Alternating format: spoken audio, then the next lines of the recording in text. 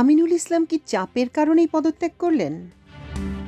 অন্তর্বর্তী সরকারের প্রধান উপদেষ্টার শিক্ষা মন্ত্রণালয় বিষয়ক বিশেষ সহকারী অধ্যাপক এম আমিনুল ইসলাম পদত্যাগ করেছেন। তার ঘনিষ্ঠ একাধিক সূত্র জানিয়েছে, সরকারের ভেতর থেকে চাপের কারণে তাকে পদত্যাগ করতে হয়েছে। কারণ আজ ও গতকাল 2 দিনে 2 দফায় প্রধান উপদেষ্টার পক্ষ থেকে আমিনুল ইসলামকে পদত্যাগ করতে বলা হয়েছিল। অন্তর্বর্তী সরকারের 7 মাসে এই প্রথম চাপের কারণে বা শীর্ষ পর্যায় থেকে বলার পর ওই সরকারের কারো পদত্যাগের ঘটনা ঘটল। অধ্যাপক এম আমিনুল ইসলাম প্রতিমন্ত্রীর পদমর্যাদায় বিশেষ সহকারী হিসেবে নিয়োগ পেয়েছিলেন গত নভেম্বরে। যদিও আমিনুল ইসলাম বিবিসি বাংলাকে বলেন, আমি স্বেচ্ছায় পদত্যাগ করেছি, যেখানেই থাকি শিক্ষা ও বিজ্ঞানের জন্য কাজ করে যাব। তবে প্রধান উপদেষ্টার শিক্ষা বিষয়ক বিশেষ সহকারীর পদত্যাগের ঘটনা আলোচনার জন্ম দিয়েছে।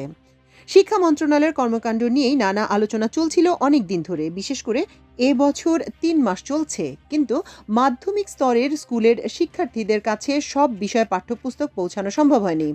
পাঠ্যপুস্তক ছাপানো ও পৌঁছানো নিয়ে বিশৃঙ্খলার খবর এখনও গণমাধ্যমে প্রকাশ হচ্ছে। মন্ত্রণালয়টি দায়িত্বপ্রাপ্তদের বিরুদ্ধে ব্যর্থতার অভিযোগ উঠেছে। অধ্যাপক ওয়াহিদুদ্দিন মাহমুদ উপদেষ্টা হিসেবে এবং বিশেষ সহকারী আমিনুল ইসলাম ছিলেন শিক্ষা মন্ত্রণালয়ের দায়িত্বে। সংশ্লিষ্ট একাধিক কর্মকর্তা বলছেন, শিক্ষা মন্ত্রণালয়ের দায়িত্বে থাকায় দুজনের মধ্যে সম্পর্কের এক ধরনের টানাপোড়েন ছিল। তারা বলছেন, আলোচনা সমালোচনার মুখে শিক্ষা মন্ত্রণালয়ের শীর্ষ পদে পরিবর্তন আনতে চেয়েছিল সরকার।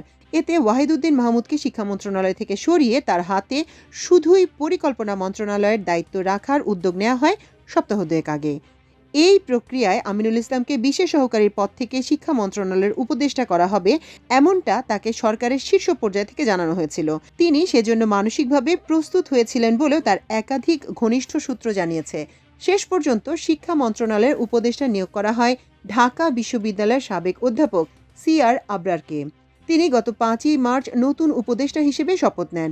কিন্তু আমিনুল ইসলাম উপদেষ্টা হিসেবে জায়গা না পেলেও এতদিন বিশেষ সহকারীর পদে বহাল ছিলেন। পরপর 2 দিন প্রধান উপদেষ্টার পক্ষ থেকে তাকে পদত্যাগ করতে বলা হয়, ফলে আজ তিনি পদত্যাগ করলেন। গার্ডিয়ানকে সাক্ষাৎকারে ডক্টর ইউনূস, হাসিনার আমল ছিল ডাকাত পরিবারের শাসন। ক্ষমতাচ্যুত প্রধানমন্ত্রী শেখ হাসিনার সময় কোনো সরকার ব্যবস্থা ছিল না, বরং এক ডাকাতের পরিবার সে সময় চেপে বসেছিল। সোমবার ব্রিটিশ দৈনিক দ্য গার্ডিয়ানে প্রকাশিত এক সাক্ষাৎকারে এমনটাই বললেন প্রধান উপদেষ্টা ডক্টর মোহাম্মদ ইউনূস। ডক্টর ইউনূস বলেন, হাসিনার শাসনে কোনো সরকার ছিল না, এটি ছিল এক ডাকাত পরিবারের শাসন। সর্দারের কাছ থেকে শুধু আদেশ হতো আর তা পালন হয়ে যেত। কেউ কোনো সমস্যা করলে তাকে গুম করে ফেলা হতো। নির্বাচন করা হলে জয় নিশ্চিত করা হতো। কেউ অর্থ চাইলে ব্যাংক থেকে লাখ লাখ ডলার ঋণের মাধ্যমে নিয়ে নেওয়া হতো এবং তা আর কখনোই দেয়া লাগতো না। তিনি বলেন, শেখ হাসিনা দেশের যে ক্ষতি করেছেন তার কোনো তুলনা নেই। গাজার মতো বাংলাদেশ এক বিধ্বস্ত দেশ ছিল। শুধু তফাৎ ছিল এখানে কোনো ভবন ধ্বংস হয়নি, বরং পুরো প্রাতিষ্ঠানিক ব্যবস্থা, নীতি, আন্তর্জাতিক সম্পর্ক ধ্বংস করা হয়েছিল। বিচার ও সংস্কার পেছানোর রাজনীতি করব না, বলেছেন নাহিদ ইসলাম। জাতীয় নাগরিক পার্টি নির্বাচন পেছানোর রাজনীতি করছে এমন অভিযোগ নাকচ করে দিয়েছেন দলটির আহ্বায়ক নাহিদ ইসলাম। তিনি বলেছেন, খুব পরিষ্কারভাবে বলতে চাই, আপনারা বিচার ও সংস্কার পেছানোর রাজনীতি করবেন না। পাল্টা কথা আপনাদের বলতে চাই, বিচার সংস্কারের প্রতি ঐক্যমত পোষণ করুন। নির্বাচন আমরা আপনাদের করে দিতে সহায়তা করব। সরকারকে বলবো দ্রুত বিচার ও সংস্কারের রোড ম্যাপ ঘোষণা করতে হবে। নির্বাচনে অংশগ্রহণ করব বলে রাজনৈতিক দল গঠন করেছি। জুলাই অভ্যুত্থানে সংবিধান ব্যর্থ হয়ে গেছে। গণপরিষদের মাধ্যমে নতুন সংবিধান করার ব্যাপারও আবারও তাগিদ দেন নাহিদ ইসলাম। পাচার করা টাকা ফেরাতে দ্রুতই বিশেষ আইন।